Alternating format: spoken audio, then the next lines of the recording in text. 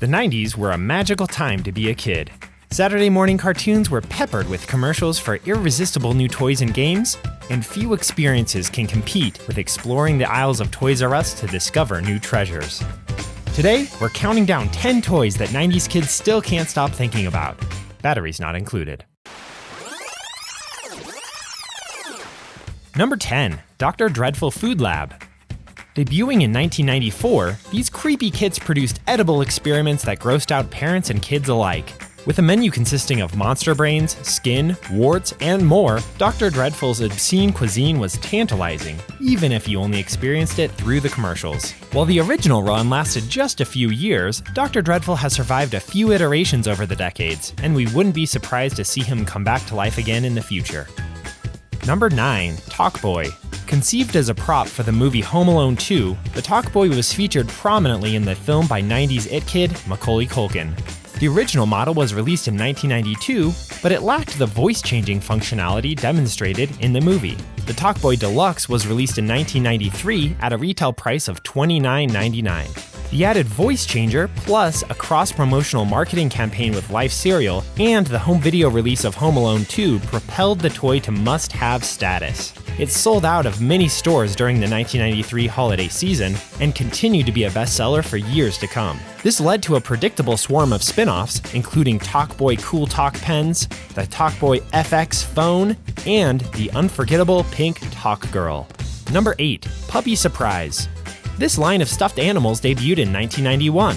The surprise in the name spoke to the gimmick that you could only discover how many puppies it came with post-purchase. In what amounted to a daily Velcro C-section, kids would open up the mother dog's belly to reveal between 3 and 5 puppies, and then return them again for safekeeping. If you find yourself wanting to relive the fun, there's good news. The toy was rebooted in 2014, and it's more or less the same with some minor cosmetic changes. There's also now a unicorn version and a llama-corn version for some inexplicable reason.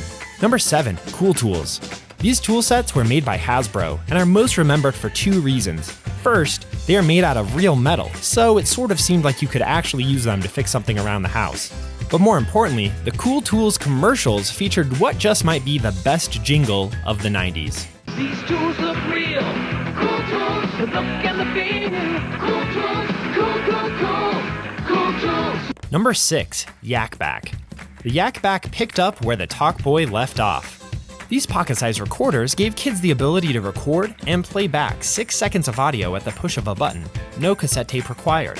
Capitalizing on their initial popularity, Yakback's product line exploded during the 90s. Models included Yakback 2, Yakback Warp R, Yak Guard, Yak Time, Yak Wacky, Yakback SFX, Yak Backwards, Yakback Ball, Yak Maniac, and Yakback Power Pen. Number 5. The Incredible Crash Dummies. The early 90s brought an unexpected toy sensation with the Incredible Crash Dummies. Modeled after crash test dummies used in public service announcements in the 80s, Incredible Crash Dummy action figures were unique because they were made to be abused. Vince and Larry both had buttons on their chest that, when pressed, would cause their limbs to comically pop off. Corresponding crash test dummy cars would crumple in strategic places and shed components when they collided with a wall or fell down the stairs.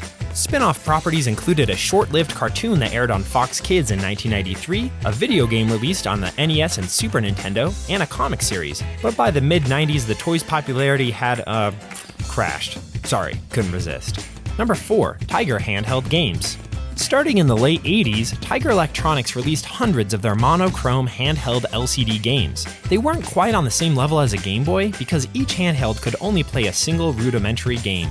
But they were inexpensive at around $20, lightweight, and themed after all the popular movies and TV shows of the day. As Tiger Director of Marketing Tamara Leibowitz once explained, "We read all the magazines and talk to all the studios to keep on the cutting edge of what's hot with kids." If you want to relive the fun or frustration, many of these games are now playable right in your web browser via the Internet Archive. Number 3. Koosh Balls.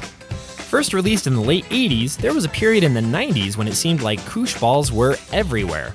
Comprised of approximately 2,000 natural rubber filaments, these soft, squishy balls were easy to catch and sort of the 90s version of a modern fidget toy. While the initial media reaction was that of mockery, By 1994, more than 50 million Koosh Balls had been sold, and the original inventor sold the rights to Hasbro. They were also featured prominently on The Rosie O'Donnell Show, where they were frequently shot into the crowd with the help of the Fling Shot accessory. In addition to a host of spin-off versions of the toys, there was even a short-lived Koosh-kins comic book that featured 6 anthropomorphic Koosh Balls that looked like they could be related to the Fraggles from Fraggle Rock. Number 2. Pogs. Pogs were one of the most iconic toys of the 90s, and for good reason.